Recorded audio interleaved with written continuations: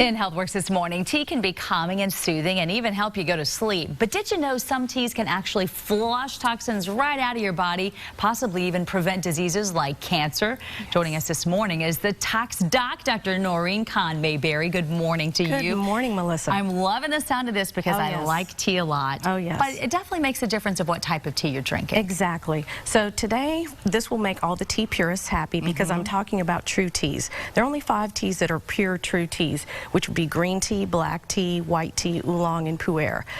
They all are derived from the same plant, and they all have really great beneficial antioxidants in them, and some of them have a really high content of polyphenols. Let's talk about some of the teas that people may not realize or think about. A white tea, for instance. Yes, so white tea is picked when it's younged. So it's not processed, it's not fermented like your black or oolong tea, so it's got a much higher content of polyphenol, has a really mild flavor, which is wonderful for people who are not used to drinking tea.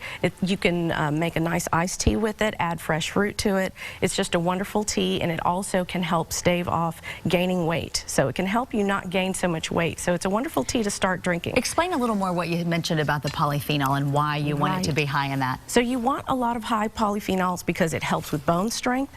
It helps to decrease brain cell loss. It also helps, it's got high antioxidants, which will help you with rheumatoid arthritis and cancer. So polyphenols are great, and it's got the highest content of ECGC in white tea and green tea. Now, what about oolong tea?